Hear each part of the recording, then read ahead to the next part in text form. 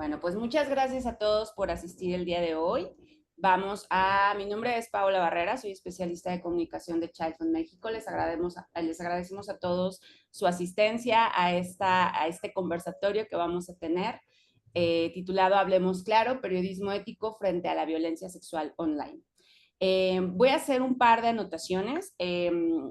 Las situaciones que van a ver es contenido sensible. Tengan en cuenta que esta sesión pues, va a tener referencia a monstruos y temas delicados como la explotación y el abuso infantil. Y si en algún momento se sienten incómodos o incómodas, pues es bienvenido a tomar un descanso e incluso salir de la sala, ¿no? Les hacemos el aviso para que sepan que vamos a tratar temas importantes. Acerca de la agenda, vamos a tener la presentación de la campaña Los monstruos en Internet son reales, creada por Child Fund en las Américas. El segundo tema que vamos a abordar es el panorama actual, la violencia sexual online en la región y el mundo. Vamos a hablar de los riesgos reales, cómo la violencia afecta a niñas, niños, adolescentes en los entornos digitales. Vamos a hablar de la salvaguardia infantil en la comunicación, que es muy importante, y la responsabilidad colectiva, el rol de la sociedad y los medios en la prevención de la violencia online. ¿Vale? Durante el workshop vamos a tener oportunidad de conocer la campaña que estamos difundiendo desde Child Fund y cómo amplificar su mensaje. Vamos a acceder a datos e informaciones actualizadas sobre la problemática que tenemos. Vamos a aprender y nuestra intención es que aprendan buenas prácticas para estas coberturas periodísticas de formato sensible y entender cómo vamos a contribuir a una narrativa más ética y transformadora. Principalmente lo que vamos a hacer ahorita es ponerlos en contacto a todos los asistentes para que puedan conectar con especialistas en protección infantil digital. Y pues, sin más, voy a dar la bienvenida voy a presentar a Gisela Araujo, que es nuestra especialista senior en comunicación y marketing en Child Fund Américas y quien lidera la campaña Los monstruos en Internet son reales. Ella es madre y curiosa por naturaleza, cree en el potencial transformador de Internet, pero sabe que enfrentar los riesgos del entorno digital requiere información, valentía y acción, incluso frente a los monstruos que muchas veces prefieren ignorar o ni siquiera imaginamos que existen. Así que una vez más, bienvenidos, adelante y adelante, Gisela.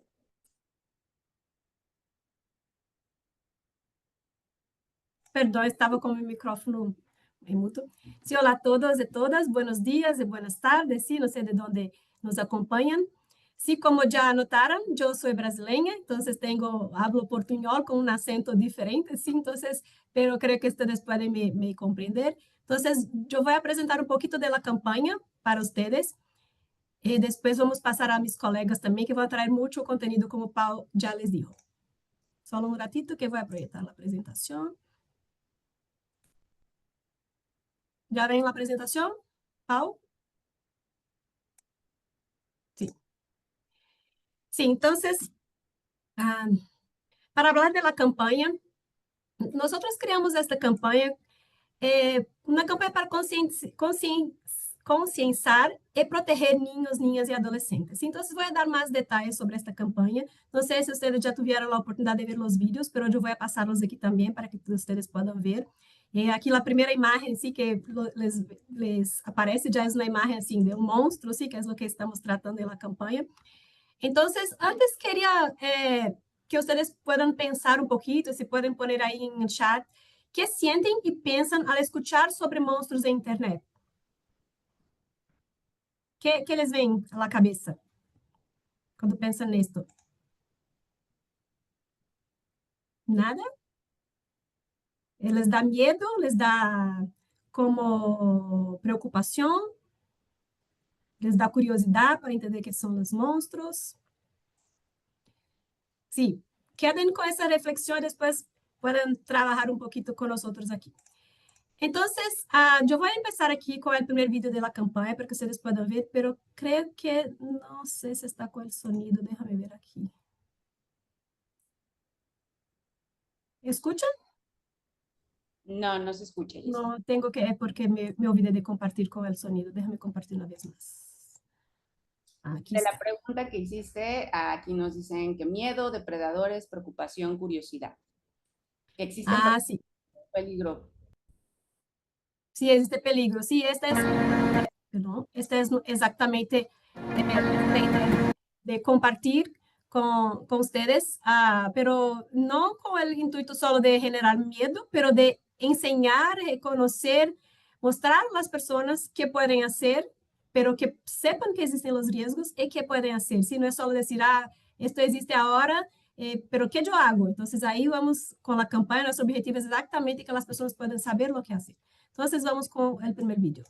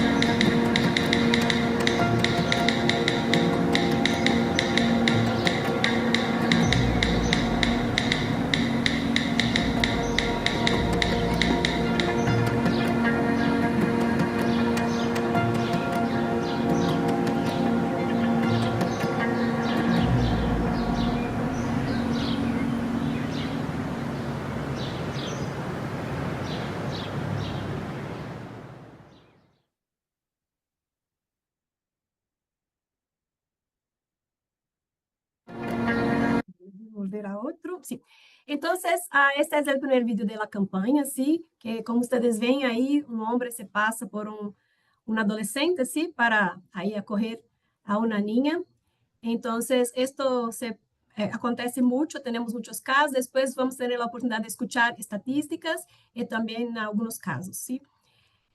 Entonces, aquí, la campanha, como les dijo, é uma campanha de crowdfunding América Latina. Então, estamos trabalhando com todos os países onde o crowdfunding atua e também com outros. Então, estamos buscando expandir nosso mensagem para toda a Latinoamérica, porque há alguns pontos que nos trae la atención es que en Latinoamérica los niños, las regulaciones, como las plataformas están configuradas, también traen más riesgos para los niños de que en otros, en Europa, por ejemplo, Estados Unidos. Entonces, es muy importante que trabajemos aquí y hay un número gigantesco de niños que accesan a Internet aquí.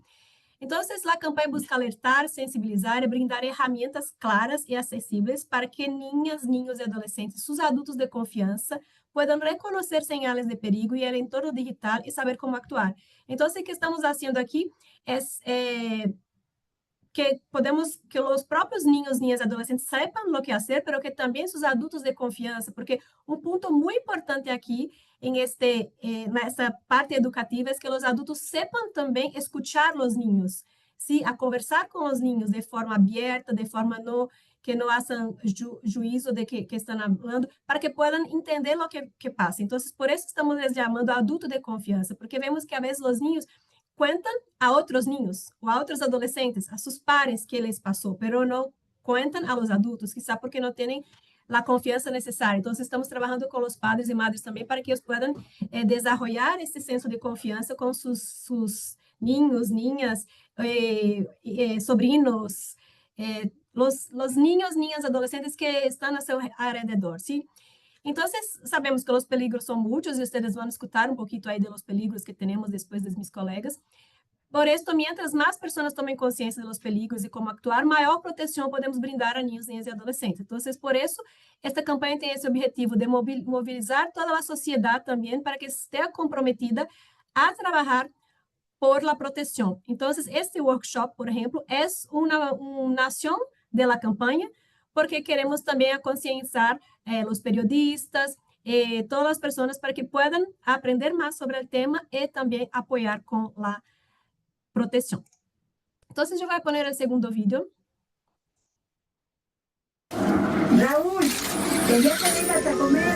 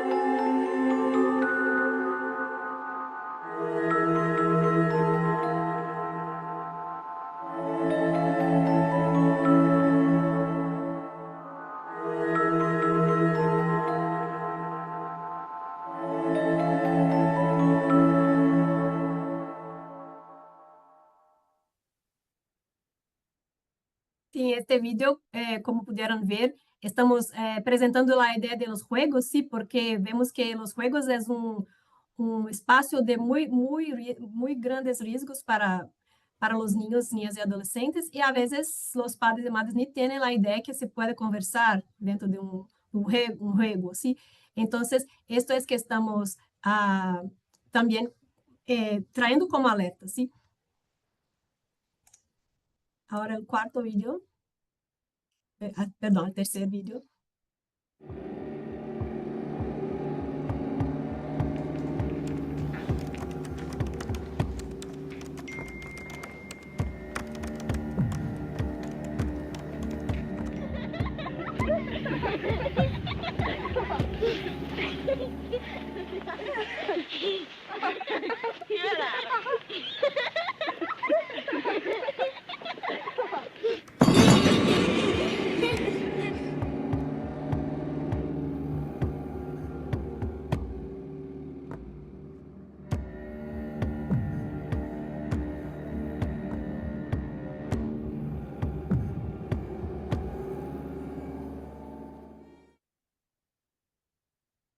Este vídeo presenta un poco de otra temática también, que es cómo las imágenes, ¿sí?, de niños, niñas y adolescentes en Internet están ahí a los billones todos los días, porque incluso hoy con la inteligencia artificial sí se puede generar imágenes, pero también antes de la inteligencia artificial esto ya era un problema, porque muchos de los predadores a veces como buscan que los propios niños, niñas y adolescentes les envíen imágenes para que ellos puedan vender en la internet y un montón de cosas. Entonces, esto es un punto incluso que la campaña que desarrolló Child Fund en Estados Unidos, que se llamaba Take It Down, que exactamente trabaja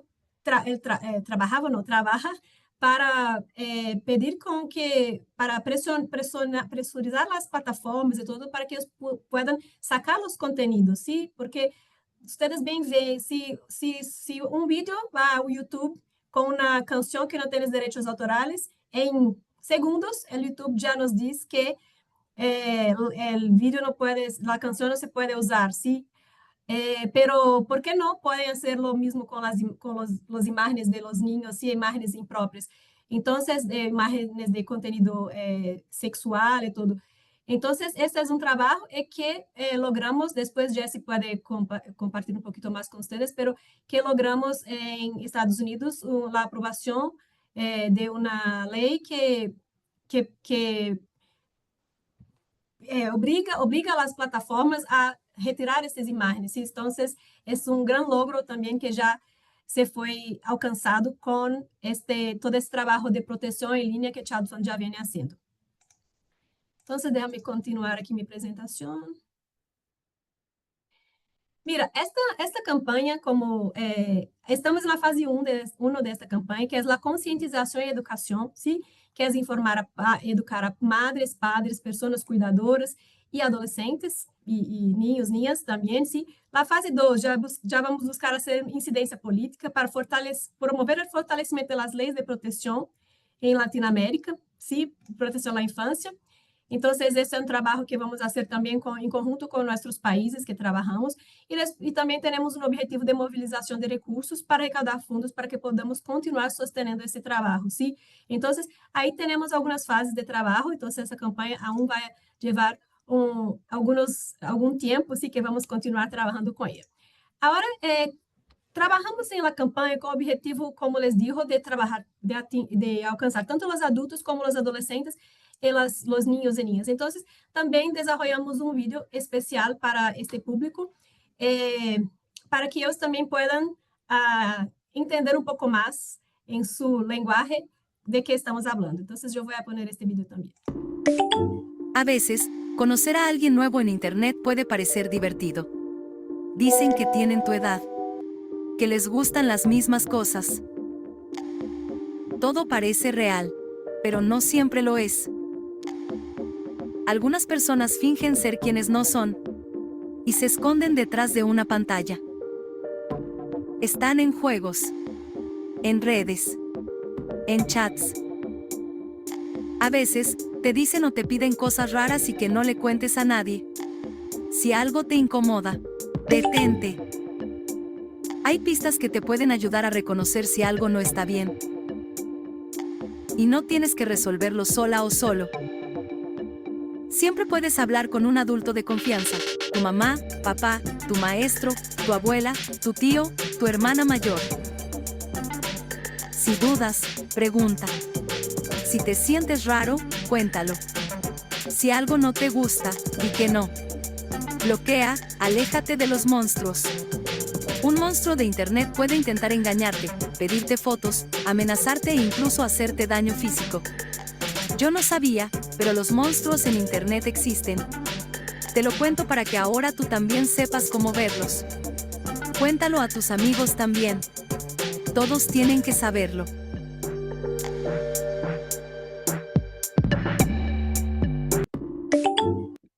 Entonces, esta también es una iniciativa de la campaña, sí, que trabajamos y hay un montón de materiales educativos en nuestro websitio, que nuestro websitio está dividido en dos partes, soy adolescente o soy adulto de confianza. Entonces, las personas pueden hacer clic ahí y acceder a materiales diferentes, ¿sí? Entonces, para los adolescentes son materiales más direccionados a ese público y para los adultos materiales más direccionados a ese público también. Entonces, ahí después ustedes pueden navegar nuestro website también, porque hay un montón de consejos ahí, un montón de cosas que se puede hacer como para identificar los riesgos, para identificar las señales y también lo que hacer. Entonces, ahora, solo hablar un poquito aquí que empezamos la campaña, sí, justo lanzamos la campaña al fin de junio, y aí estamos agora trabalhando sim com já fizemos a divulgação do boletim de prensa e já tivemos aí mais de 70 notícias publicadas em periódicos regionais e também de muitos outros países, México, República Dominicana, Cuba, Brasil, Argentina, Panamá, Paraguai, Caribe, Espanha, Suíça e também muitos periódicos replicaram em suas redes sociais. Então, aqui alguns de los que já falaram sobre a campanha, queria comentar-les. Estamos muy felices, sí, porque ese tema está interesando mucho a las personas. Estamos en un momento en que esto es crítico, sí, que se crece cada vez más y también tuvimos ahí, no sé si ustedes tuvieron la oportunidad de asistir a la serie Adolescencia, que habla un poquito de las cuestiones de la internet también. Entonces, esto generó aún más interés, sí, sobre esa temática. Entonces, ahora quería decir a ustedes cómo sí apoyar la campaña. Sí, si ustedes se conectan con ese tema, tienen interés en hacer más, sí, para esa campaña. Entonces, en ámbito personal, sí, ¿qué pueden hacer? Informarse y aprender cómo proteger a niños, niñas y adolescentes en entornos digitales.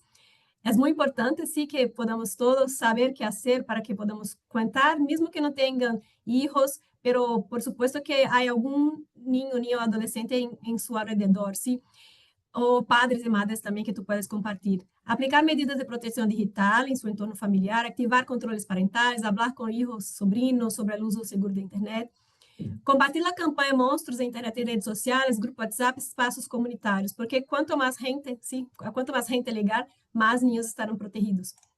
Entonces, en ámbito profesional también, si quieren apoyar las iniciativas de prevención, pueden escribir y publicar sobre el tema y sobre la campaña, sea en medios tradicionales o digitales, brindar espacios para entrevistas, artículos de opinión y participación de especialistas también. ChildFund cuenta con un montón de especialistas y también tenemos aliados como Grooming Latam, que está aquí hoy con nosotros también.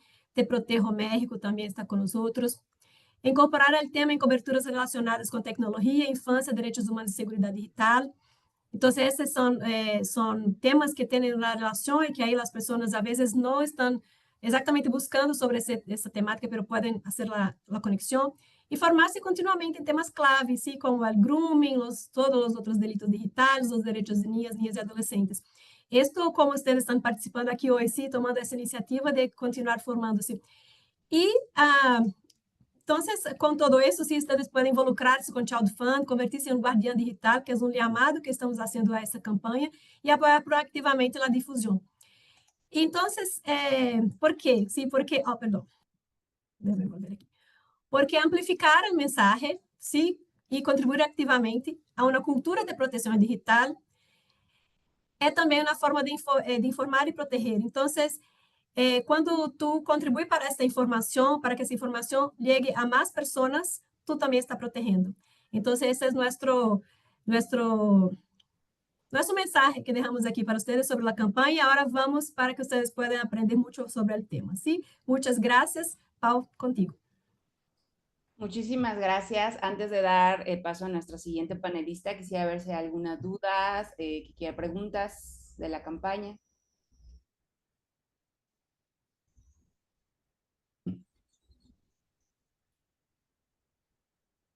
O en el chat si las quieren poner o en la casilla de preguntas y respuestas, con gusto las podemos ir leyendo.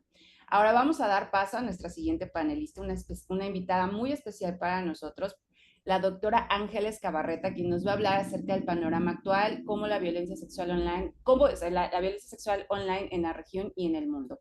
Voy a hacer una pequeña introducción. La doctora Ángeles Cabarreta es abogada especializada en Derecho de Familia, Niñez y Adolescencia, con una destacada trayectoria en casos de abuso sexual infantil. Es miembro del equipo de coordinación general de Grooming Latam, socia fundadora del estudio jurídico Cabarreta and Roche Abogadas y disertante en temas vinculados a la protección de la infancia, el abuso sexual infantil y los delitos cibernéticos. Le damos la bienvenida, doctora, adelante. Hola, buenas tardes a todas y a todos. Bueno, es un placer para mí estar hoy acá representando en parte a mis compañeros también de Grooming Latam y a todas las organizaciones que la conforman.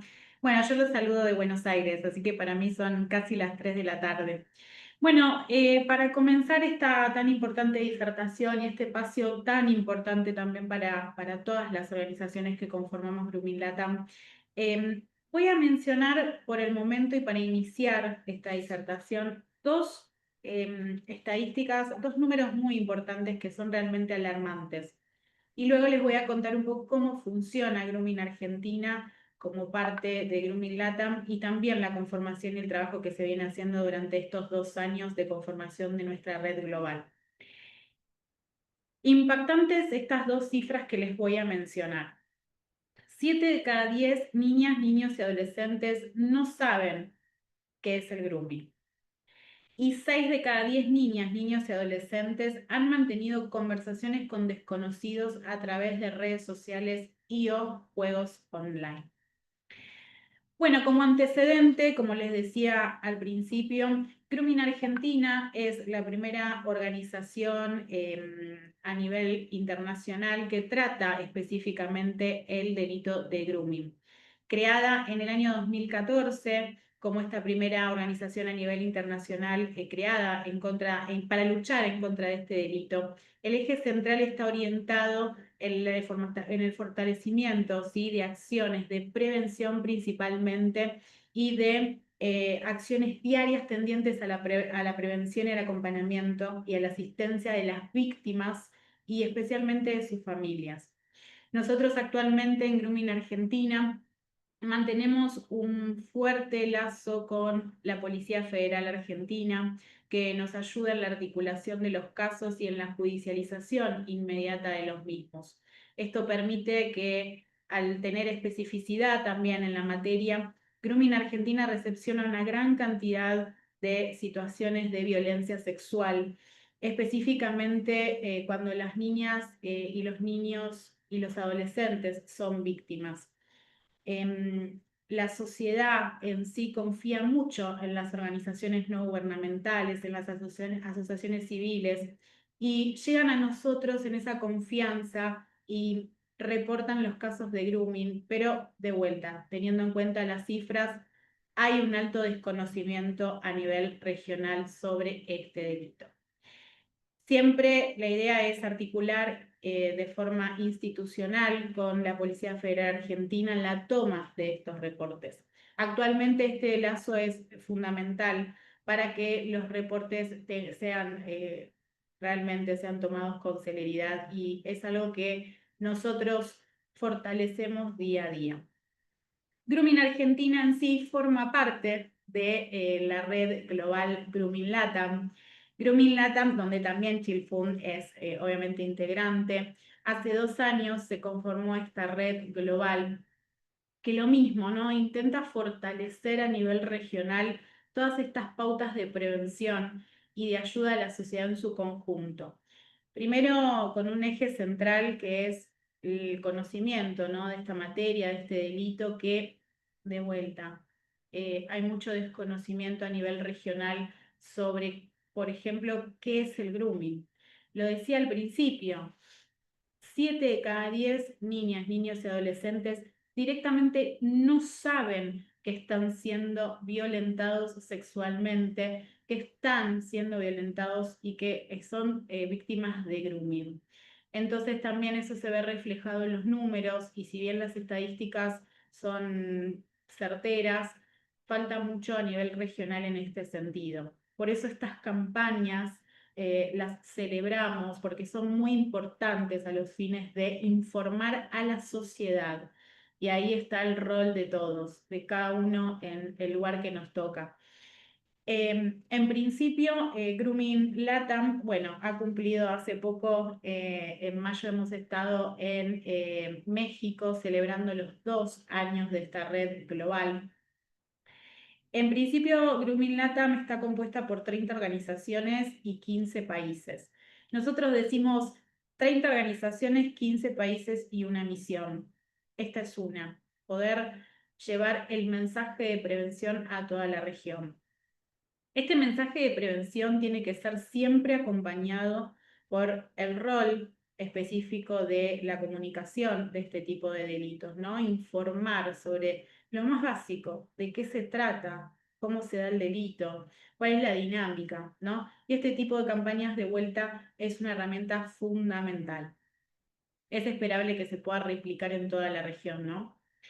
Y el eje central no solamente va acompañado de eso, sino también de medidas de prevención, de acciones concretas.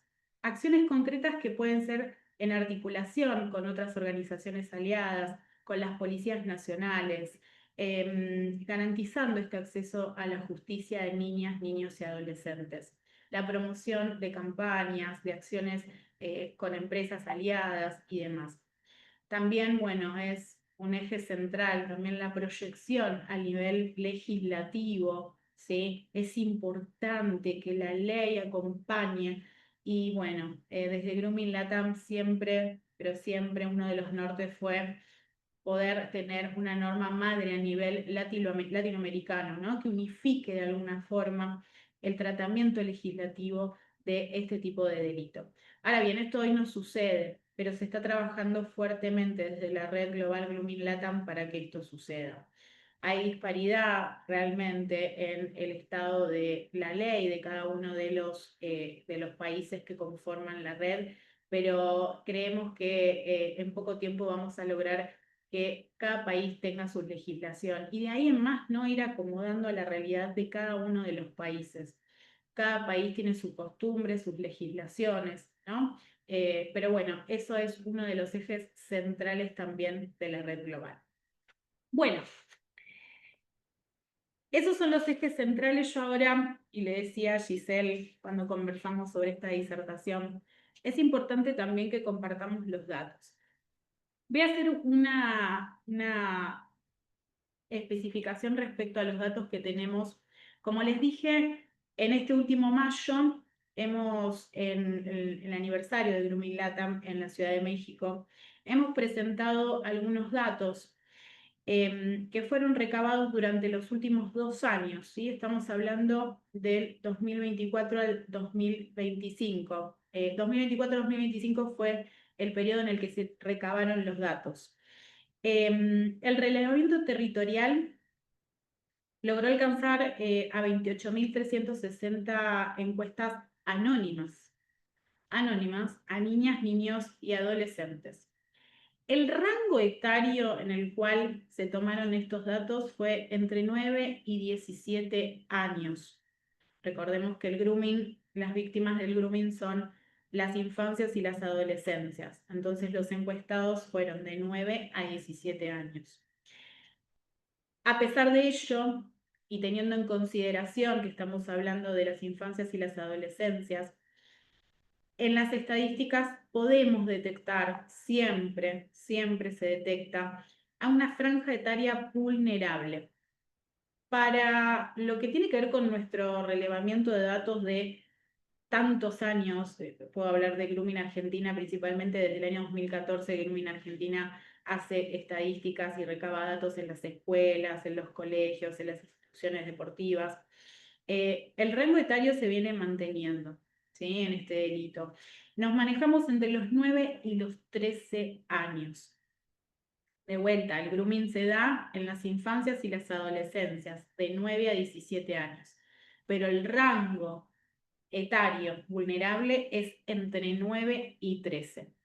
¿Esto quiere decir que de 13 a 17 no se da? Sí, ocurre y ocurre muchísimo, pero las estadísticas nos demuestran que entre los 9 y los 13 años los chicos son más vulnerables.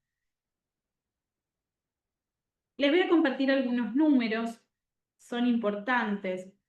Creemos que las estadísticas, primero, bueno, mencionar, ¿no?, el gran trabajo que se hizo a nivel latinoamericano para recabar estos datos que nos muestran la realidad. A veces, digo, también menciono, ¿no?, el desconocimiento que hay a nivel regional sobre este delito, pero a pesar de ello y con los esfuerzos que se fueron haciendo a lo largo de todos estos años, por ejemplo, en Argentina la ley es muy nueva, es relativamente nueva, pero con el trabajo que se estuvo haciendo durante todos estos años, podemos decir que hoy el nivel de conocimiento va aumentando.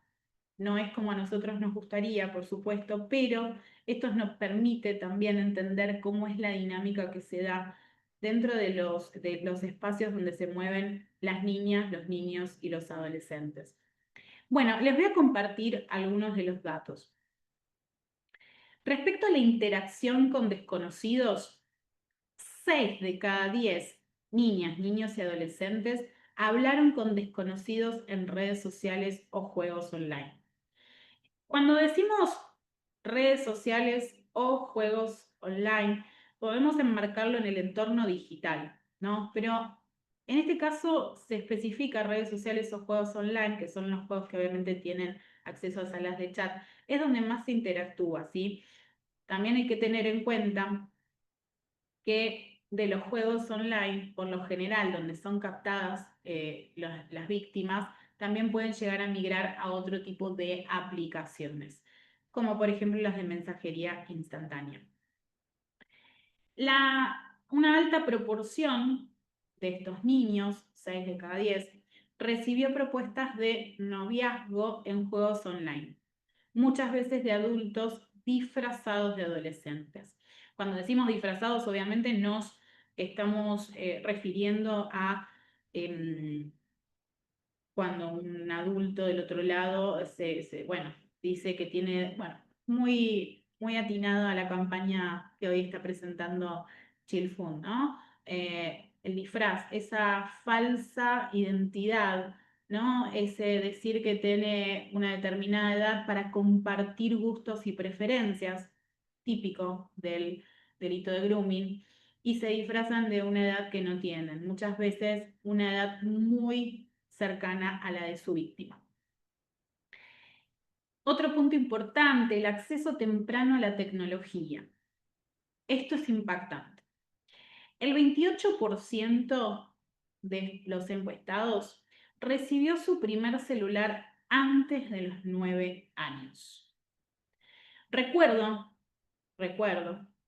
que la estadística de hace algunos años atrás hablaba de 9 y 10 años. Cada vez el rango etario va bajando. O sea que hoy podemos hablar de niños con 8 años que tienen acceso a un dispositivo exclusivo. Exclusivo implica que es de ellos, ¿no? No es que es del padre o es de la madre o es de un hermano mayor. No, los chicos hoy por hoy a nivel regional, antes de los 9 años, tienen acceso a un dispositivo exclusivo. Bueno, acá viene la otra estadística, el 63% lo recibió a los 9 años o más, ¿sí? Y el 9% no posee celular. Otro punto importante, la hiperconectividad. El promedio regional es que entre 3 y 6 horas diarias los chicos permanecen frente a las pantallas. 3 y 6 horas. Claramente estamos hablando de un rango etario en el cual los chicos están escolarizados. La pregunta es, ¿tantas horas están frente a las pantallas? Bueno, ahí claramente hay una responsabilidad muy grande, ¿no? De los cuidadores, de los progenitores en poder limitar este tipo de acceso de los chicos a las pantallas. No solamente acá hablamos por los peligros que se presentan, como este caso, sobre violencia sexual, sino también sobre cuestiones de salud, de que los chicos están permanentemente conectados. La hiperconectividad es otro problema de las infancias y las adolescencias. Un grupo considerable supera las 6 horas por día. Luego, para hacer, como decir, un ranking de las aplicaciones que más se utilizan para este tipo de delitos, ¿no? Para captar a las víctimas. La primera a nivel regional es WhatsApp. La segunda es TikTok y la tercera es Instagram. En un quinto lugar tenemos a Facebook. La realidad es que Facebook es un fenómeno que hay que tener en cuenta a nivel de cada país, digo, ¿no? Porque tal vez, por ejemplo, les doy el caso de Argentina. En Argentina el Facebook ya no lo usan ni siquiera los adolescentes. Pero hay otros países como Colombia, por ejemplo, que sí podríamos decir que las adolescencias lo siguen utilizando. Pero a nivel regional, bueno, Facebook se instala en el quinto lugar y en el primer lugar tenemos a WhatsApp. Muchas veces, vuelvo a repetir y ahora les voy a mencionar el ranking de los juegos. Empiezan en un juego, ¿sí? En la sala de chat y migran a plataformas como WhatsApp. En sexto lugar tenemos Snapchat y en séptimo lugar tenemos a Roblox a nivel regional. Roblox lo mismo, es un juego el cual podemos decir, por ejemplo, acá en Argentina, que está en un primero o segundo lugar, ¿sí? Pero a nivel regional lo tenemos un poco más abajo. Los juegos más jugados, otro ranking. El primero es Free Fire, el segundo es Roblox y el tercero es Minecraft. Otra cuestión, y muy importante, es la exposición de las infancias y las adolescencias a material pornográfico. Una alta proporción ya accedió a pornografía, motivados por curiosidad, motivados por otros pares o por exposición involuntaria. Esto también es una cuestión que tenemos que tener en cuenta siendo agentes de prevención, ¿no? El acceso a la pornografía de las infancias y las adolescencias es una situación realmente preocupante también. Algunos fueron inducidos por adultos. Después, la utilización de la inteligencia artificial y la violencia digital. Es preocupante el uso de la inteligencia artificial para generar imágenes sexuales falsas.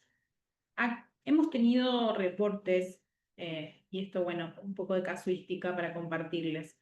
Hemos tenido varios casos en lo que va del año pasado hasta aquí sobre situaciones que se dan en el ámbito escolar y que también se dan entre pares, ¿no? La utilización de la inteligencia artificial y la violencia digital que se da en las adolescencias. Estas imágenes sintéticas que también exasperan el uso de este tipo de imágenes al tráfico internacional de material de abuso sexual infantil. Las víctimas ya reportan haber sido expuestas con fotos manipuladas y viralizadas. Esto también se ve muchísimo en el centro de reportes de Grooming Argentina.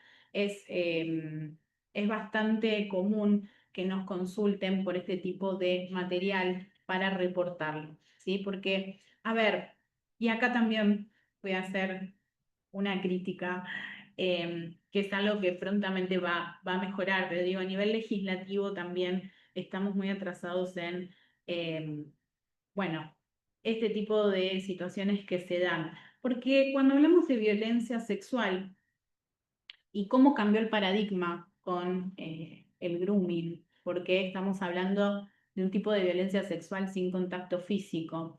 ha cambiado el paradigma en este sentido, ¿no? Digo, la afectación de la víctima es real, porque esto también hay que cambiarlo a nivel regional. Creo que es un cambio que se tiene que dar en todos los integrantes, ¿no?, de la región. Pero es una cuestión que se tiene que dar con mucha información, y esto es por lo que celebro este tipo de campañas también.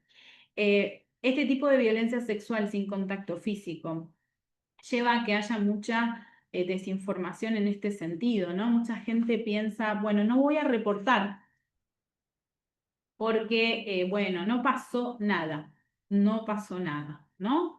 Entre comillas, entrecomillado, porque la afectación de las víctimas de grooming es real, la afectación perdura y los chicos son violentados sexualmente durante periodos a veces muy largos en el tiempo. La línea de tiempo en los casos de grooming puede ser muy larga, ¿sí? A veces es inmediata la situación de violencia sexual, ¿no? Puede durar poco, igualmente la violencia está, pero a veces es sostenida en el tiempo y la afectación de las víctimas, nosotros lo vemos a diario porque trabajamos con las familias, damos sostén psicológico desde nuestros equipos, es una afectación real. Nada tiene que ver con lo que aparenta ser, con lo que aparenta no existir en la era de lo digital. Así que, bueno, espero no haberme extendido mucho, quería compartirles este tipo de estadísticas, lo cual creo que ayuda un montón a la conciencia a la conciencia que tenemos que generar en la sociedad respecto a este tipo de delitos, que de vuelta hay mucho por trabajar, hay mucho por delante. Desde GroupMe Latam siempre hacemos este tipo de propuestas y elaboramos este tipo de encuentros también para poder conversar sobre esto, para que se den espacios de debate y espacios también bueno, de compartir este tipo de información. Nosotros, este informe revelador que hicimos en América Latina, lo hemos compartido y siempre lo vamos a compartir, porque es un trabajo que se da a lo largo de un periodo extenso de trabajo. Y cuando nosotros vamos a encuestar a las niñas, los niños y los adolescentes, vamos a las escuelas, vamos a los colegios, ¿sí? Muchas veces se da en ámbitos de, bueno, de jornadas o talleres de concientización y sensibilización sobre el delito de grooming. Pero bueno, la idea es esta, ¿no? Que sea lo más cercano a lo que está sucediendo para tener los números y tener una realidad. Que de vuelta, creemos que las cifras, las estadísticas son aproximadas porque entendemos que muchas veces, aunque sean anónimas, los chicos, bueno, les cuesta hablar de estas situaciones. A veces entendemos que nuestro fundador dice, el doctor Navarro, hay una sola herramienta posible para erradicar el grooming y hay que aplicarla en las casas, hay que aplicarla con nuestros hijos, con nuestros nietos, con nuestros hermanitos. Es el diálogo, el diálogo. Y el diálogo hay que comenzar a hacerlo en nuestros hogares, ¿sí? Con nuestros hijos, con nuestros hermanos, con nuestros alumnos, quienes pueden ejercer la docencia. Y es importante también que se pueda difundir el tema a nivel regional. Así que, bueno, si tienen alguna duda o alguna consulta, quedo a disposición. Muchas gracias, doctora. Tenemos ahí un par de comentarios. Déjame ver. Preguntas no tenemos. Si alguien quiere poner su pregunta, por favor, en el chat. Ahorita vamos a dar estos minutos para responder que tenemos aquí a la doctora Ángeles. Tenemos una de Rubén Darío, nada más que no la entiendo muy bien. Dice, ¿cómo paliar el abuso de gobernantes de turno como anteriores en no gestar instancias de protección a las y los abusos o abusados sexuales? Perdón, no entendí el contexto de la pregunta.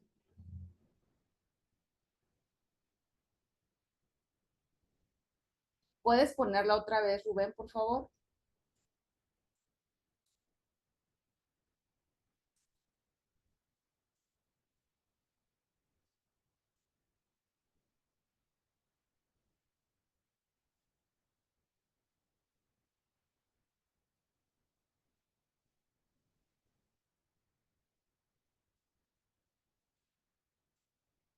Bueno, me parece que Rubén no está por ahí, así que bueno, no tenemos ninguna pregunta por el momento, así que bueno.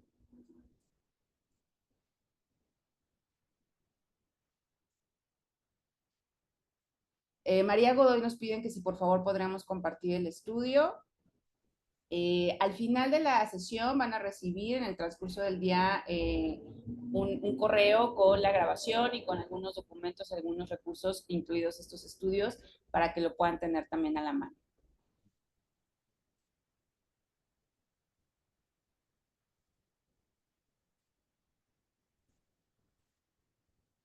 Bueno, igualmente queda a disposición mi correo electrónico, que también lo tienen ustedes, para cualquier duda o consulta que tengan, ¿sí? Si tal vez ahora no la tienen y la tienen más adelante o algo les resonó, también cuentan con nosotros para cualquier duda o consulta que tengan por correo electrónico. Quedamos a disposición. Muchísimas gracias, doctora Ángeles.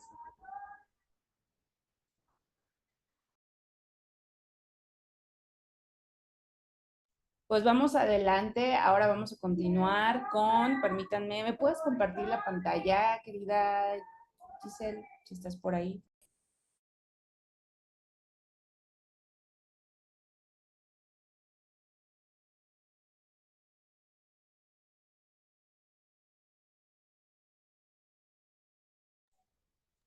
Muchas gracias. Bueno, pues vamos a continuar ahora con Jill Felipe Wood, en esta parte de los riesgos reales, cómo la violencia afecta a niñas, niños y adolescentes en los entornos digitales. Voy a hacer una breve introducción. Jill es maestra en psicoterapia infantil y adolescente. Ha cursado 4 diplomados en neurodesarrollo infantil. Es licenciada en sociología con especialidad en psicología social, con más de 15 años de experiencia en el campo de la protección y derechos de la infancia. Actualmente se desempeña como especialista senior en protección a la niñez e incidencia de Child Fund México. Bienvenida, Jill. Hola, buenos días. Muchas gracias. ¿Sí se escucha bien mi audio? Que solo quiero confirmar eso. Te escuchamos bien. Perfecto. Bueno, pues buenas tardes ya aquí en la Ciudad de México a todas y todos. Gracias por estar con nosotras en este webinar. Y bueno, pues yo voy a comentar en más o menos 15 minutos sobre los riesgos que tienen los niños, niñas, adolescentes en los entornos digitales y cuál es el impacto de esta violencia en el desarrollo de la población infantil y adolescente.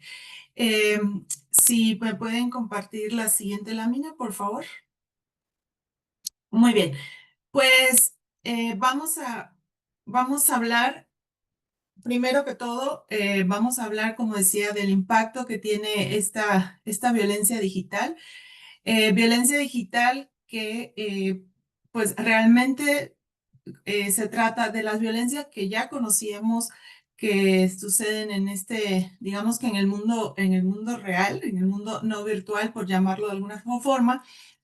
Esas violencias, lo que ha sucedido es que se han trasladado al entorno digital. Y esto es lo que conocemos como violencia digital. Y pues existen diferentes tipos de violencia en el entorno digital. La doctora que me antecedió pues se refería específicamente al grooming, que es una forma de violencia en el entorno digital, pero sabemos que existen otros tipos de violencia, como es el ciberbullying, como es el ciberacoso, como es la explotación sexual infantil comercial, mal llamada pornografía infantil. Acuérdense, ¿y por qué digo mal llamada? Porque este es un término que debemos eliminar cuando nos referimos a la población infantil, ya que la pornografía pues, se trata de una conducta adulta. Para los niños y niñas es explotación sexual infantil y comercial. Y también existe el morphing, el sexting sin consentimiento. También conocemos todo lo que últimamente se está produciendo con la inteligencia artificial generativa. Bueno, todos estos que son formas de violencia en el entorno digital, pues tienen un impacto en la vida de los niños y las niñas, y esto el día de hoy prácticamente ya nadie podría dudar, ¿no? Este impacto de la violencia digital en la vida de la población infantil y adolescente no va a suceder en todos los niños y niñas de la misma forma. Hay algunos factores que tenemos que tomar en cuenta porque no podemos generalizar y decir que a todos les va a afectar de la misma forma, porque va a depender de algunos factores muy importantes. El primer factor tiene que ver con la edad de la víctima, ¿no? Es muy importante saber, como seguramente todos aquí sabemos, pues que la niñez y adolescencia pues es un periodo de la vida, es una etapa del desarrollo que culmina aproximadamente alrededor de los 25 años, donde pues se termina toda la maduración biológica y el desarrollo mental. Realmente la edad de los 18 años, eso es algo que luego en otros foros, pues ahí tenemos una dificultad con los abogados, porque para efectos legales sabemos que la mayoría de edad, por lo menos en México, es de 18 años y en la mayoría de los países de nuestra región también. Sin embargo, para efectos de, el desarrollo biológico, del desarrollo mental, pues sabemos que este ciclo de desarrollo pues culmina alrededor de los 25, 28 años, que se conoce como la adolescencia tardía. Entonces, bueno, la edad de la víctima es muy importante a la hora de hablar de el daño que produce la violencia la violencia digital. Eh, Otra cosa muy importante relacionada con este daño y con la edad de la víctima es que en la medida que los niños van adquiriendo más conocimiento, más experiencia, que van teniendo un mayor desarrollo de todo lo que tiene que ver con nuestras partes de cerebros encargadas del procesamiento de información, del análisis, de todo lo que tiene que ver con la comprensión de nuestro entorno. Y sabemos además que esta es la parte del cerebro que más tarda en desarrollarse. Pero bueno, en la medida que los niños van adquiriendo estas habilidades, este conocimiento, pueden tener mayor comprensión del mundo que les rodea y pueden tener una mayor y mejor comprensión también a la hora de que se les explique una situación y que ellos puedan comprender una situación. Por supuesto que los niños más pequeños están, digamos, en una situación, en una condición todavía de desventaja con respecto al desarrollo y con respecto a la comprensión del entorno, que esto es un factor de riesgo para el caso de los niños más pequeños, porque es un factor de todavía mayor vulnerabilidad. También otro factor que tiene que ver, que tenemos que tomar en cuenta a la hora de que nosotros sabemos del impacto de la violencia digital, pues tiene que ver con la frecuencia del daño, o sea, y con la duración a la que está expuesta la víctima a esta situación de violencia. Esto es algo también que es necesario tomar en cuenta a la hora de hablar del impacto de la violencia digital. También la gravedad de la situación, a qué tipo de violencia nos estamos refiriendo, cuál es el tipo de intercambio que se ha producido entre la víctima y el agresor. Eh, Muchas veces la violencia física en el entorno real, por decirlo así, el entorno no virtual, inician en el entorno digital, y esto es algo que ha evolucionado en el entorno digital. Y bueno, pues ya sabemos que al día de hoy, pues muchos de los delitos que se concretan en el entorno real, en el entorno físico, pues nacen en el entorno digital, nacen con una forma de violencia digital, como es, por ejemplo, justamente el caso del grooming, y esto se puede trasladar al entorno real, incluso puede llegar a situaciones tan graves como la trata de personas. Entonces, bueno, a eso me refiero cuando hablo de la gravedad de la situación. Sin embargo, quiero dejar muy claro que toda forma de violencia digital es grave en el sentido de que tiene un impacto en la salud, que ahorita vamos a hablar de eso, física, emocional, psicológica y en la vida en general de los niños y las niñas. También otro factor que influye en el impacto de la violencia es la relación entre la víctima y el perpetrador. La relación que puede existir entre el niño o niña víctima y el agresor. Lamentablemente sabemos que justamente la pandemia y todo lo que ha venido después de que se conoce como el efecto pandemia, pues todo lo que se conoce como el live streaming, los videos estos que son subidos a internet, eh, cuando la pandemia, y digo posterior, pues muchos de estos videos eran o son producidos por personas cercanas a los niños. Entonces, pues este es un factor también a tomar en cuenta porque justamente y ahí viene el otro factor que es la red de apoyo de la víctima. Los niños esperan de las personas cercanas a ellos, de sus seres queridos, de sus seres de confianza, pues justamente protección y seguridad. Cuando esto se rompe, cuando el agresor es una persona cercana o está en el círculo familiar cercano a la víctima, al niño o niña, el daño es todavía mayor. Entonces, lamentablemente les digo, en estos live streaming pagados como les digo, esta violencia digital está evolucionando a una manera muy drástica y que necesita acciones urgentes de contención, porque justamente estos live streaming pagados, se sabe que el gran porcentaje de estos live streaming pagados son producidos por personas cercanas a los niños. Y bueno, también, como les digo, tener una red de apoyo de la víctima es un factor muy importante, porque los niños que no cuenten con una red de apoyo familiar, una red de apoyo del gobierno, que no cuenten con un sistema de protección de gobierno donde ellas y ellos estén protegidas y protegidos, están en una doble o triple situación de vulnerabilidad y de mayor riesgo. Y el impacto de la violencia va a ser mucho mayor. Entonces, bueno, vamos a hablar ahora directamente ya de los daños. Como yo les decía, los daños los encontramos, la siguiente, por favor, en realmente todas las áreas del desarrollo de niños, niñas, adolescentes están afectadas por la violencia y en particular hablando de la violencia digital. La siguiente, Giselle, por favor. Esta violencia, como les digo, esta violencia que ocurre en el entorno digital va a afectar a todas las áreas del desarrollo. Si quiere la siguiente para poner todas las que están. La siguiente. Perfecto, hasta ahí está bien. Gracias. Recordemos que somos, como seres humanos, somos un sistema y que cuando se afecta un área del desarrollo, necesariamente se van a ver afectadas las otras áreas del desarrollo también. Así somos un organismo que no podemos decir ni que un área es más importante que otra, simplemente cuando una se afecta, pues se va a ver afectada la otra o las otras áreas del desarrollo.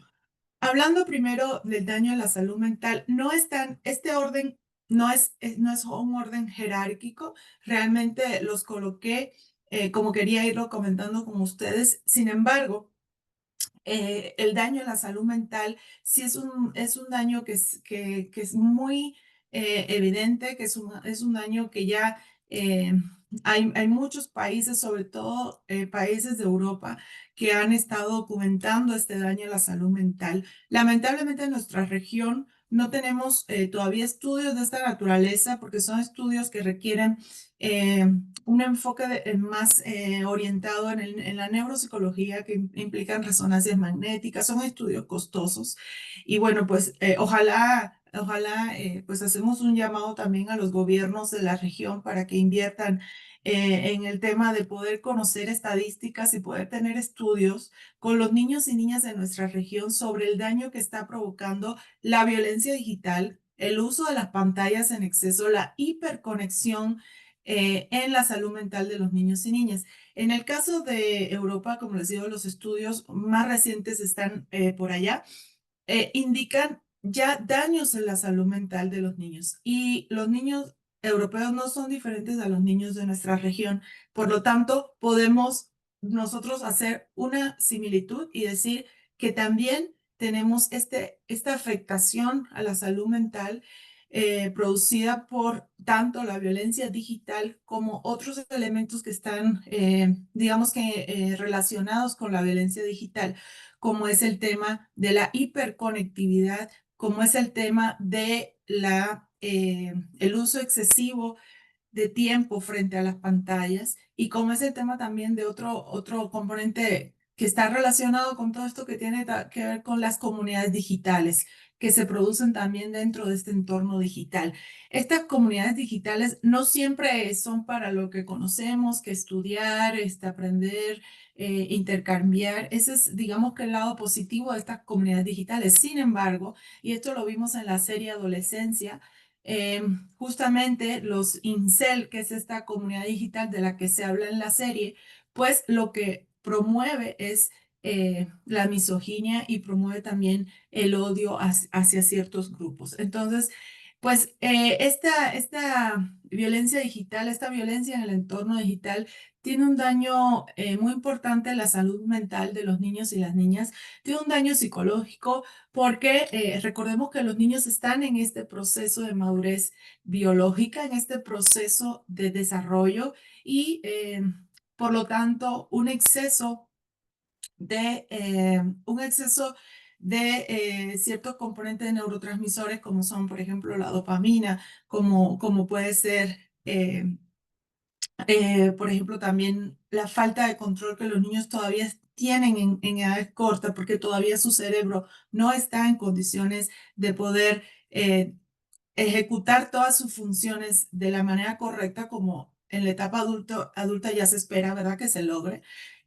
Todavía los niños están en este proceso y si el cerebro se desarrolla de manera, si tiene estímulos diferentes, sabemos que toda la parte de las pantallas, de los videojuegos, tiene una influencia en lo que se conoce como el sistema límbico en nuestro cerebro. Es toda la parte emocional, todo el control de las emociones. Sin embargo, todo lo que es el sistema racional, todo lo que tiene que ver con el desarrollo de la capacidad racional, como yo les decía, que está en la corteza prefrontal, que es además la última en desarrollarse. Hay una desigualdad en los estímulos que se producen que los niños reciben a través de las pantallas. eh, Hay un rezago en la parte del desarrollo racional, del desarrollo cognitivo en los niños y este desarrollo desigual va a producir que pueda presentarse una afectación en el neurodesarrollo, una afectación en todas estas redes neuronales que se tienen que tejer, que se tienen que quedar muy bien conformadas en los primeros años de vida para que después la persona pueda desenvolverse de la mejor forma, pueda aprender, pueda tener un desarrollo cognitivo esperado de acuerdo a su etapa del desarrollo. Y bueno, pues esto puede afectar este neurodesarrollo, además de que puede producir una cosa que se conoce como adicción a los videojuegos o adicción a las pantallas. Esta adicción que estamos encontrando en los niños pequeños, incluso en los niños también ya digamos, entre 8 a 12 años y ni siquiera de los adolescentes, en realidad en todas las etapas del desarrollo de la infancia, tiene que ver con esta estimulación del sistema límbico que se produce por lo que los niños, el contenido que los niños están consumiendo en los entornos digitales. Esa adicción ya está catalogada como un trastorno del neurodesarrollo, está ya catalogada dentro de los manuales de psiquiatría y bueno, pues esto es muy importante tenerlo en cuenta. El daño cognitivo en el aprendizaje también, porque obviamente son niños que van a tener mayor dificultad para enfrentarse a nuevos contenidos, mayor dificultad para poder aprender cosas nuevas. También daño en las relaciones sociales, familiares y escolares, porque justamente una de las cosas que se ha identificado es que los niños permanecen este exceso de tiempo en las pantallas, este exceso de tiempo en los videojuegos, esta falta de control de los tiempos que están, de los tiempos en Internet y en el entorno digital, pues ellos y ellas lo que hacen es también, pues dejan de tener vínculos familiares, dejan de tener vínculos sociales, se afecta el proceso de socialización que es tan importante y tan necesario en el desarrollo de los niños. Y bueno, finalmente el daño a la salud física, porque pues también puede haber un deterioro físico, puede haber un daño físico. Recordemos que todo esto es, como yo les decía, es un sistema. Y bueno, pues la violencia digital puede provocar trauma en los niños y las niñas. Y un niño o niña que sea víctima de violencia digital y que llegue a vivir una situación de trauma o que esté bajo efectos de trauma, pues obviamente acuérdense que el trauma se vive también en el cuerpo, en la mente y en el cuerpo, y que pues esto va a tener, sí, unas consecuencias y repercusión también en la salud física. Entonces, bueno, esto sería hasta aquí lo dejo. Muchas gracias. Muchas gracias, Jill, por esta interesante conversación. Vamos a dar paso, vamos a dar espacio para las preguntas y respuestas a final ya de la sección. Entonces, ahora vamos a dar la bienvenida a Jessica Leslie, para que nos va a hablar acerca de la salvaguardia infantil en la comunicación. Voy a dar una breve introducción. Jessica Leslie, directora de programas de protección en línea en Chalfont, donde lidera el diseño e implementación de programas para prevenir y responder a los daños en línea que afectan a niñas, niños y adolescentes en Asia, América y África. Tiene más de 18 años de experiencia liderando programas globales y nacionales en temas de violencia sexual, violencia doméstica, trata de personas y desigualdad de género. Antes de unirse a Chalfont, dirigió las operaciones clínicas en América Latina para The Trevor Project y ocupó cargos de liderazgo en la línea de ayuda de asalto sexual en los Estados Unidos, incluyendo la vicepresidencia de servicios para víctimas. La apasiona y se dedica a poner fin al abuso infantil en línea. Bienvenida, Leslie. Muchísimas gracias y buenos días, buenas tardes a todas y todos. Bueno, ahora que hemos escuchado de mis colegas sobre la magnitud de este problema y cómo se manifiesta en los niños, me gustaría hablar sobre un tema importante dentro de la protección en línea, un concepto clave, la salvaguarda infantil. Y este término se refiere a todas las acciones que tomamos para garantizar que los niños, niñas y adolescentes estén seguros, cuidados y protegidos contra cualquier forma de daño. ¿Se puede ir a la próxima? Sí, gracias. Y esto va más allá de reaccionar ante un abuso. Se trata de prevenir, de crear entornos seguros en el hogar, en las escuelas, en el Internet y también en los medios. Cuando hablamos de salvaguarda infantil en línea, no solo incluimos proteger a los niños y niñas y adolescentes de grooming, extorsión, explotación sexual y la difusión de imágenes íntimas sin consentimiento, sino también de prevenir la retraumatización.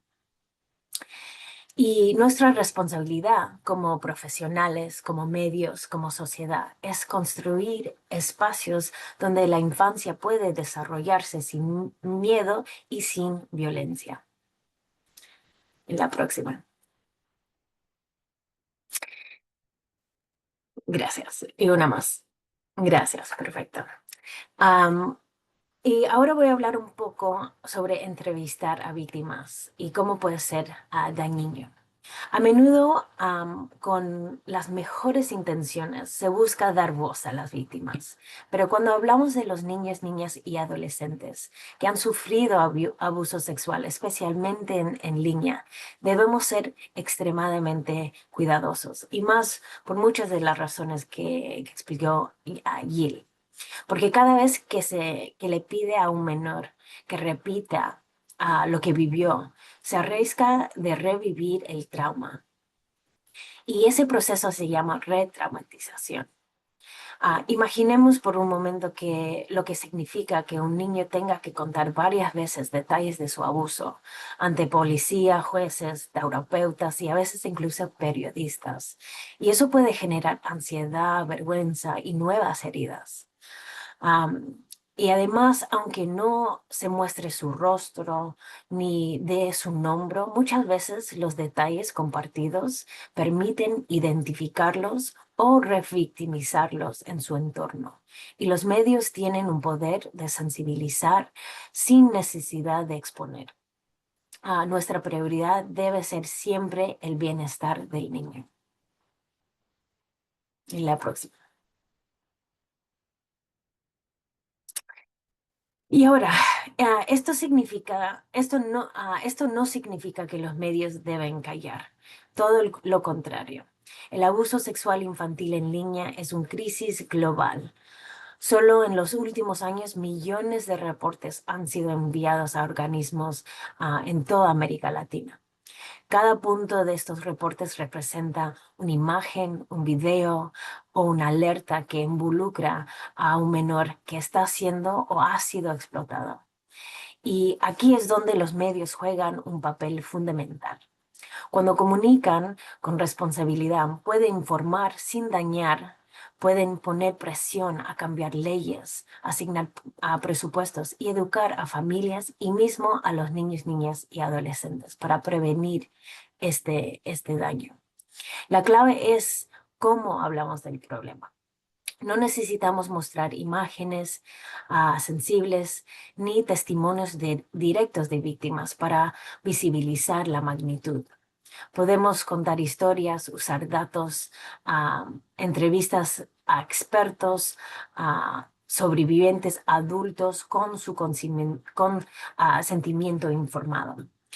Y mi colega Grace va a hablar sobre maneras específicas en que pueden abordar estos temas y el papel del medio en unos minutos cuando termine.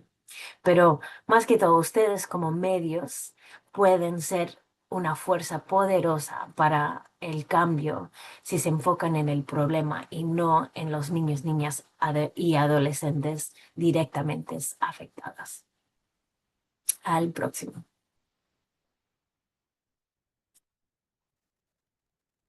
Y bueno, quiero cerrar con esta idea. No basta con no hacer daño. Nuestra meta debe ser más ambiciosa. Debemos ser agentes activos de protección.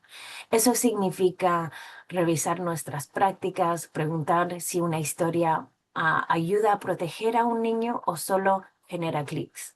Significa tener protocolos claros para cubrir temas sensibles y trabajar de la mano con especialistas, varias que están aquí en este panel, especialistas en el abuso infantil. También implica que usar nuestro alcance y credibilidad para cambiar el discurso público, para hacer que estos temas dejen de ser tabú y se convierten en parte de las soluciones. Y bueno, muchas gracias por estar aquí y por ser parte del cambio que tanto necesitan nuestros niños, niñas y adolescentes. Le paso. Muchísimas gracias, Jess, por esta participación. Ahora vamos a dar la bienvenida a Grace Vázquez con el tema responsabilidad colectiva, el rol de la sociedad y los medios en la prevención de la violencia online. Con Grace vamos a ir cerrando ya nuestro tema, así que les pido se queden. Voy a hacer la introducción. Grace es socióloga con 2 maestrías en políticas públicas de niñez y desarrollo social, con formación en derechos humanos, género, movilidad humana y relaciones intergeneracionales. Posee 25 años de experiencia en protección de derechos de niñas, niños, mujeres y jóvenes en sectores público, social y de cooperación. Integra coaliciones que inciden en políticas públicas. Actualmente es especialista de incidencia y protección en Child Fund Ecuador. Bienvenida, Grace. Adelante. Muchísimas gracias, Pao, y un saludo a todas y todos. Y bueno, a mí me toca hablar como cerrando también este espacio y sobre todo apelar al rol que tienen los medios de comunicación y la sociedad en su conjunto en la prevención de la violencia contra niños, niñas y adolescentes, esta violencia virtual que hemos hablado el día de hoy. Y hemos visto, ¿no es cierto?, las cifras y hemos visto los impactos devastadores que tiene en la vida de niños, niñas y adolescentes. Siguiente, por favor. Entonces, en este espacio, lo que creo que es importante es preguntarles qué papel eligen jugar los medios. O sea, ¿qué papel eligen jugar ustedes? Y quiero empezar con una historia que se denomina La nota que no salió. María tenía 12 años y amaba bailar. Solía grabarse en TikTok repitiendo las coreografías que veía en internet. Una tarde un mensaje le llegó. Bailas increíble. ¿Quieres ser parte de un grupo privado con otros chicos y chicas como tú? No lo dudó. Al principio todo parecía divertido, pero pronto empezaron las presiones, los chantajes, las fotos. Lo que comenzó como un juego se convirtió en miedo. María no sabía cómo contar lo que le pasaba. Su historia podría haber terminado allí, pero no lo hizo. Un medio local, en vez de publicar una nota escandalosa sobre una menor que envió fotos íntimas, decidió hacer algo diferente. Consultaron expertos, protegieron la identidad de la víctima y produjeron un reportaje sobre cómo funciona el grooming en redes sociales. Dieron voz a niñas, niños y adolescentes. Hablaron del silencio, del miedo, de la urgencia de protegerlos y de las rutas que tienen que activarse para garantizar su seguridad. Gracias a esta cobertura, muchas familias empezaron a hablar del tema, profesores pidieron talleres, María recibió apoyo y otras niñas como ella supieron que no estaban solas. Creo que la reflexión final, digamos, la más importante, es que a veces lo más importante no es la noticia que se publica, sino cómo se cuenta. Los medios pueden hacer el eco del daño, pueden ser ese replicador de estas situaciones tan tristes o el principio de la reparación para muchas de las víctimas. Entonces la pregunta es, ¿qué papel eligen jugar? Siguiente, por favor.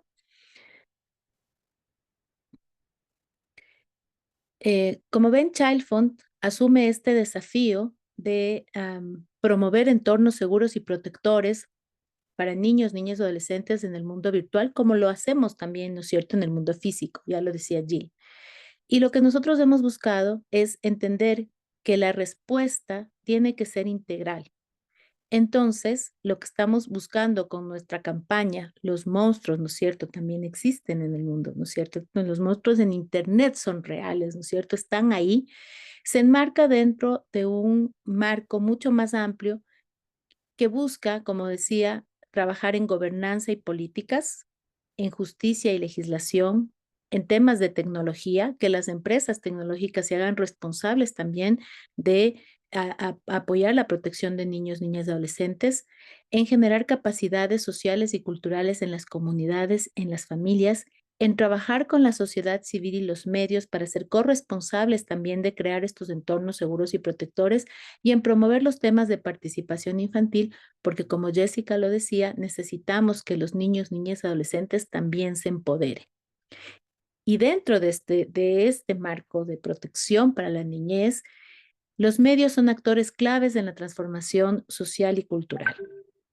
Estos pilares, por un lado, nos van a permitir, ¿no es cierto?, dar una respuesta más integral, pero ahí también nos ayudan a ubicar cuál es nuestro rol. Y eso es lo que vamos a ver así a continuación. Siguiente, por favor.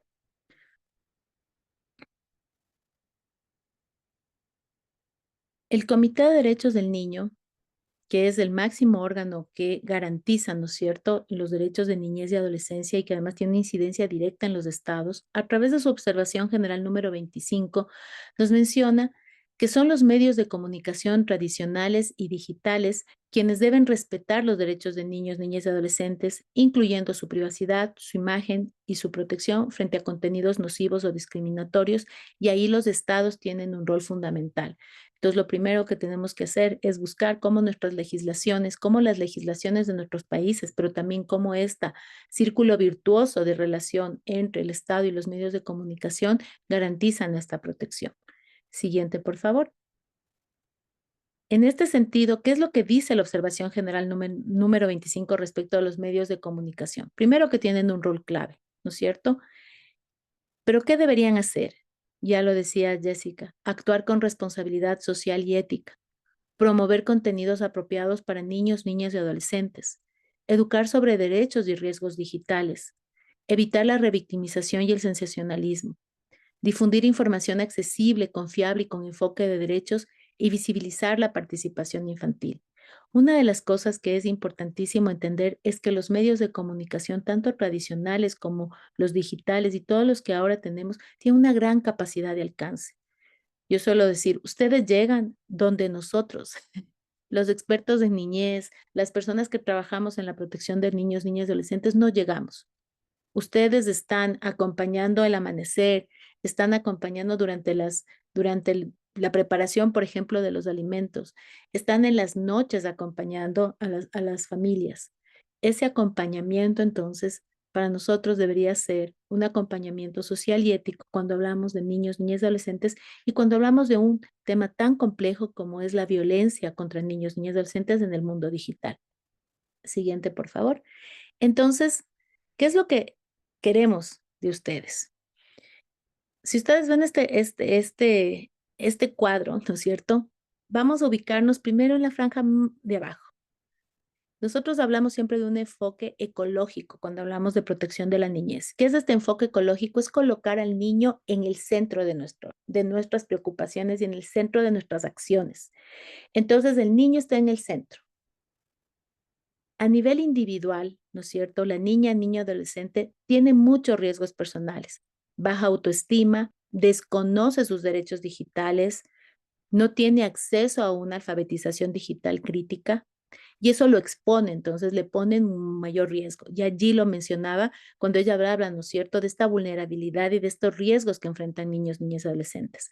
Entonces ellos tienen necesidades de información clara, de educación digital, de habilidades para la vida, de tener algunas herramientas que les permitan ir desarrollando una autonomía progresiva, ¿no es cierto? Entonces el niño está ahí. ¿Qué es lo que esperamos de los medios de comunicación a ese nivel? Pues bueno, que puedan difundir contenidos accesibles para los niños, niñas y adolescentes sobre sus derechos, sobre la privacidad, sobre el consentimiento digital. Ustedes ya vieron la campaña, los mensajes. Ustedes pueden ser multiplicadores y replicadores, ¿no es cierto?, de estos mensajes que ayuden precisamente a ir, sobre todo los niños, accediendo a información que le permita fortalecer su autoestima y también su agencia infantil frente a los riesgos online, es decir, activarse, que puedan también comprender que no están solos, que conozcan sobre los números de apoyo, por ejemplo, de ayuda a los que pueden acudir, que conozcan sobre cómo activar las rutas. Ustedes pueden también acompañar ese proceso que probablemente ya vamos a ver más adelante, también tienen otros espacios, pero en los que los niños también pueden acceder a través de los medios digitales, ¿cierto? Y de los medios de comunicación. Bueno, entonces teníamos al niño en el centro, pero alrededor del niño, y ese es el enfoque ecológico, alrededor del niño tienen un nivel relacional. ¿Cuál es este nivel relacional? Precisamente la familia, la escuela y otros amigos y amigas como ella de su misma edad. Entonces tenemos un nivel relacional. Las relaciones cercanas a los niños pueden proteger o pueden exponerlos a temas de violencia. Y muchos casos de violencia digital pasan inadvertidos por falta de diálogo, acompañamiento, vigilancia, pero también muchos casos de violencia son perpetrados por personas cercanas a los niños, niñas y adolescentes. ¿Qué es lo que esperamos ahí de los medios? Pues tener información y comunicación para educar a padres, madres, docentes sobre cómo acompañar a niños, niñas y adolescentes en el mundo digital. Pueden apoyar a generar campañas interactivas sobre señales de alerta y cómo actuar. Visibilizar experiencias familiares y escolares de prevención efectiva, los maravillosos reportajes que ustedes pueden hacer, la información que pueden difundir, la capacidad que ustedes tienen de alcanzar precisamente a estos padres, madres y docentes. Luego tenemos un tercer nivel, ¿no es cierto? Entonces esto ya, el niño, su círculo más cercano que es su familia, la escuela, pero luego tenemos una capa más. Esta capa más es el nivel comunitario, son las instituciones tan locales, las redes sociales, los medios de comunicación locales. En comunidades con baja conectividad, donde la exclusión digital o la falta de servicios de protección aumentan los riesgos. La cultura del silencio o la normalización del acoso digital agravan el problema y muchas víctimas se ven silenciadas, no tienen a dónde acudir. ¿Qué es lo que pedimos ahí a los medios? Pues visibilizar los casos sin revictimizar y promover una cultura de la denuncia. Ya Jessica les dijo, no necesitamos que ustedes pongan a la víctima, ¿no es cierto?, frente a las cámaras. Se puede desde otros espacios hacer las coberturas y nos pueden apoyar, ¿no es cierto?, a promover esta cultura de la denuncia. Lo más difícil es identificar y denunciar. La gente por miedo, por temor o porque quieren también de alguna forma cubrir, ¿no es cierto?, sus faltas, ¿no? Porque, o a veces decir es que los trapitos sucios se lavan en casa, entonces nadie cuenta lo que está pasando, dejamos que estas cosas sucedan. Entonces, ayudar a promover esta cultura de la denuncia, generar reportajes sobre brechas de acceso, sobre temas de violencia digital en zonas rurales o de discriminación en plataformas nos puede ayudar muchísimo a que podamos, ¿no es cierto?, garantizar que esta información llegue a esos espacios. También ser aliados en campañas comunitarias y escolares de prevención. Ese es otro rol que también ustedes pueden tener muy importante. Y entonces, bueno, hablábamos del niño, hablábamos de la familia, de la escuela, después hablábamos de las instituciones, las redes locales, ¿no es cierto? Y luego hablamos de un nivel más estructural, las políticas públicas y las leyes. Nosotros estamos claros que las condiciones estructurales, como la falta de regulaciones, ya lo hablaron los colegas, las regulaciones en Europa, en Estados Unidos, con las empresas, ¿no es cierto?, que llevan adelante o que tienen las redes sociales, son mucho más estrictas que las que tenemos en Latinoamérica. Entonces hay falta de regulación, pero también hay una justicia ineficiente y una impunidad digital. En el Ecuador, solamente el 14% de todos los casos que se denuncian llegan a, a sanciones a los perpetradores. Pero eso es algo que se repite en toda la región. Tenemos una justicia ineficiente y tenemos una impunidad que perpetúan la violencia sexual digital en niños, niñas y adolescentes. Y aquí yo quiero decirles algo muy importante. Los medios tradicionales y digitales modelan imaginarios sociales y pueden reforzar o pueden desmontar la cultura adultocéntrica y sexualizada que puede dañar a la niñez. Entonces aquí la invitación es a qué pueden hacer los medios. Pueden investigar y denunciar la falta de protección institucional y legal a las víctimas, ¿no es cierto? A los niños, niñas y adolescentes víctimas de violencia digital. Pueden apoyarnos a promover marcos normativos respetuosos de los derechos digitales de niños, niñas y adolescentes y también pueden evitar en todos sus reportajes y en todas las notas que generan estereotipos y narrativas que culpabilicen a las víctimas o romanticen relaciones abusivas y más bien que puedan promover un ámbito de protección. Siguiente, por favor. Entonces, los medios no solo informan, los medios construyen realidades. Y en el ecosistema de protección de la niñez frente a la violencia digital, los medios pueden ser filtros de riesgo o barreras de protección. Pueden ser reproductores del daño o agentes de cambio. Entonces, siguiente, por favor, la invitación que les queremos hacer el día de hoy es a que informen con enfoque de derechos. Por ejemplo, preocupan redes de explotación sexual infantil en plataformas digitales, en vez de evitar titulares que revictimizan como adolescente cae en red de pornografía. Educar sobre riesgos digitales, por ejemplo, podcasts o columnas explicando qué es el grooming, la sextorsión o la huella digital para las familias. Visibilizar historias de prevención, por ejemplo, reportajes sobre escuela que creó un protocolo de protección digital con estudiantes. Siguiente, por favor. Crear una cultura digital ética. Por ejemplo, apoyar la campaña Los monstruos en Internet son reales. Promover la participación infantil, publicar columnas o videos de niños, niñas y adolescentes sobre su experiencia digital desde un enfoque positivo en donde los propios niños, niñas y adolescentes pueden promover cuáles son esos mecanismos que tienen para identificar las violencias y para protegerse de las mismas.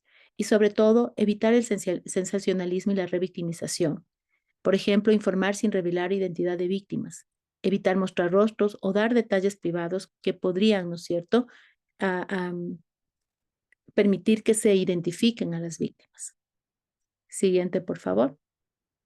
Entonces, para cerrar, hay una responsabilidad ética, las palabras importan y para nosotros las narrativas protegen o exponen.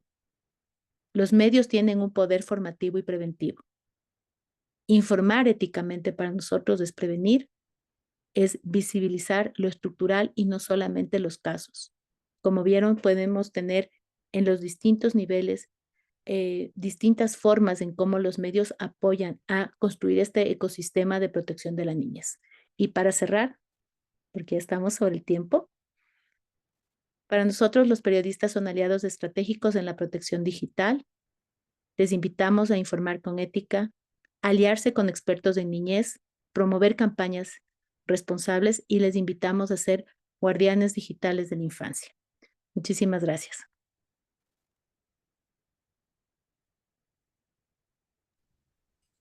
Muchísimas gracias a todos los panelistas, Grace, a la doctora María, a Gisela, a Leslie y a Jill. Vamos a abrir el espacio para preguntas y respuestas. Por acá solo tengo un par de comentarios que dejó Ángela Mariela, que dice, por años o siglos han existido el abuso hacia niñas y niños. Esta problemática es compleja y profunda. Si bien los aportes como este contribuyen a disminuir la violencia infantil, aún queda un gran trabajo por realizar, un trabajo constante y comprometido. Mi objetivo, espero no muy lejano, es contribuir de esta forma más directa. Conozco la vulnerabilidad que existe, especialmente en comunidades lejanas de nuestros países, y deseo ser parte activa para seguir cambiando las condiciones. Gracias por invitarnos a esta reunión y aceptar nuestra solicitud. Saludos cordiales desde Guatemala. Muchas gracias, Ángela. No sé, por favor, si quieren abrir, lanzar la mano, si quieren poner sus preguntas. Tenemos muy poquito el tiempo, ya estamos sobre el espacio. Les pido un par de minutitos nada más para cerrar. Así que bueno, adelante. Aquí Nancy Corro nos dice, ¿a qué edad recomendarían empezar a acercar a una niña o niño al Internet?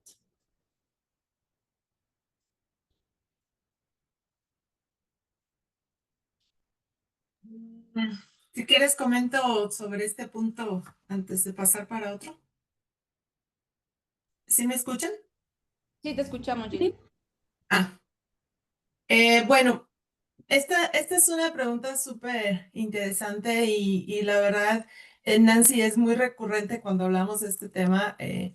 Definitivamente, los niños y niñas de esta generación, pues ya son niños y niñas nativos digitales. O sea, el acercamiento al mundo digital es parte de su mismo proceso de desarrollo y prácticamente, pues, es imposible negar y ir en contra de este desarrollo y de este proceso que se ha producido en tan corto tiempo, hablando de la evolución humana, ¿no? De cómo ya estamos en este mundo virtual. Ahora, el punto aquí es regular el tiempo, frente a las pantallas y alejar lo más posible el tiempo o la edad en la que los niños y niñas empiecen a usar los medios digitales. La Asociación Española de Pediatría, que es una referencia muy importante para nosotros en nuestra región, porque como te decía, en nuestra región no tenemos estudios de esta naturaleza, lamentablemente. Ojalá algún gobierno pronto se anime a redirigir recursos para esto, nos haría muy bien. Pero bueno, la Asociación Española de Pediatría recomienda que hasta los 6 años de edad, 0 tiempo frente a las pantallas. Y lo voy a repetir. Según la Asociación Española de Pediatría, con fecha de diciembre de 2024, en su último boletín informativo, dice 0 pantallas hasta los 6 años de edad. Solamente se justifica tiempos cortos si es que este tiempo en las pantallas va a significar o se va a usar en contacto social.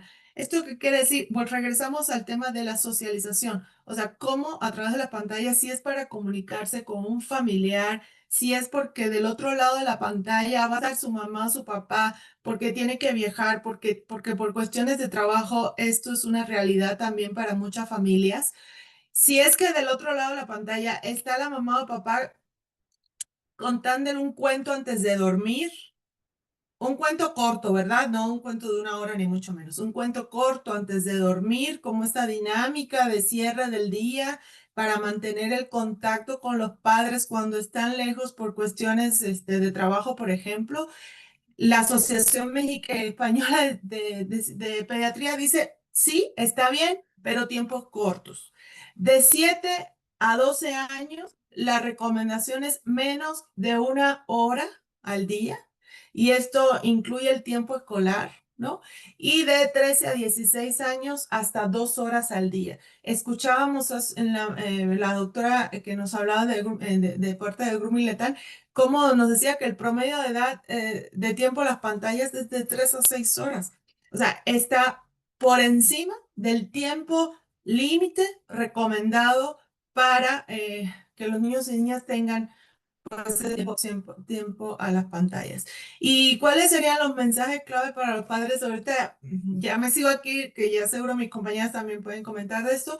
Pues yo creo que el tema de los mensajes a los padres, primero sería, hay que reducir la brecha tecnológica con los niños. Los padres y las madres de familia necesitan conocer qué cosas son los pantallas, necesitan saber cómo se instala esto, qué es esto. Necesitan saber también cuál es la actividad de sus hijos en Internet. Necesitan conocer también, ser parte del tiempo que ellos están en Internet, interactuar con ellos en este entorno digital, porque definitivamente el entorno digital llegó para quedarse. Esto no tiene vuelta atrás, pero lo que necesitamos es regular el entorno digital. Necesitamos acortar la brecha digital que existe entre los nativos digitales, que son esta generación de hoy en día, niños y niñas y adolescentes, con sus padres y personas adultas en general. Y necesitamos también que los padres de familia se puedan acercar a los niños para conocer su vida en el entorno digital. Y otra cosa muy importante es regresar a las actividades de la naturaleza, regresar a caminar en los parques, regresar a las cosas simples de la vida, porque casi siempre las cosas simples de la vida están los mejores resultados. Entonces, con eso Sí, también quería agregar un poco, primeramente como gracias Gil, completamente de acuerdo, y esos son como datos muy importantes. También quería agregar que lo que es importante es hablar con tus hijos antes de que entren a Internet. Entonces, si van a tener acceso a Internet a los 5 años, tienes que hablar con ellos en esa edad, porque ya están ahí. También es importante ser una persona segura que no les van a juzgar, porque para que puedan acudir a ti a cualquier preocupación, porque nunca podemos anticipar todos los escenarios que pueden surgir. Entonces, y los abusadores están encontrando cada vez más formas de llegar a los niños, niñas y adolescentes. Entonces, también como es importante ser esa persona segura, porque así los niños pueden llegar a hablar contigo con cualquier situación. Porque realmente también como madre es difícil saber qué está pasando exactamente en todos los juegos, en todos los entornos digitales que entran mis hijas. Entonces, también es importante como ser esa persona segura y también tener conversaciones todo el tiempo de lo que están viendo, con quién están hablando y no juzgarlos y que no se como piensen que vas a quitar también. Como si sea un teléfono o una computadora. Entonces también quería agregar eso, porque si tienen miedo, lo van a esconder y eso es lo peor que puede pasar. Muchas gracias, Jess. Tengo por acá otra pregunta, pero no sé si alguien más quiera colaborar en esta respuesta. Si no, me sigo. Nos escribe Alfredo Maza, de Medio Digital Animal Político. Bienvenido, Alfredo. Tomando en cuenta todo lo dicho respecto a la protección de datos personales de los niños y evitar el uso de detalles innecesarios de sus historias para construir los testimonios que se traducen en historias que podemos usar en el periodismo para describir fenómenos estructurales, la pregunta es, ¿qué tips nos pueden proporcionar para hacer esa narración? ¿Podemos buscar a los padres para que nos platiquen los hechos? ¿Y cómo podemos hacer esos acercamientos sin transgredirlos en su privacidad?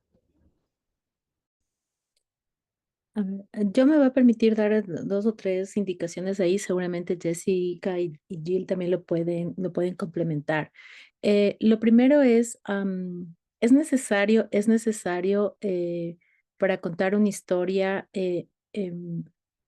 recurrir directamente a las fuentes. Yo pregunto esto en el sentido de que sí, no lo hacemos que sea la niña, el niño o el adolescente quien cuente la historia, pero le estamos pidiendo a sus padres, que también probablemente están afectados, que cuenten la historia.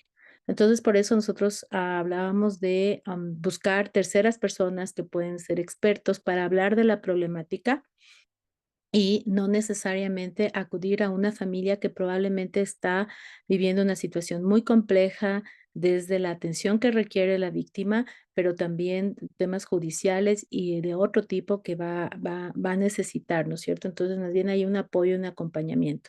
Pero también tomando en cuenta que muchas veces los casos de violencia sexual digital contra niños, niños, adolescentes están producidos por redes de mafias o por delincuentes y que podrían identificar a las familias si es que aparecen en los medios de comunicación y eso también las puede poner en otro riesgo. Entonces, es importante siempre evaluar. Por eso hablamos de acude a expertos, habla de la problemática, indique datos de pronto que puedan estar presentes, que ya se han recogido, pero no necesariamente a las víctimas que han recibido, digamos, este daño.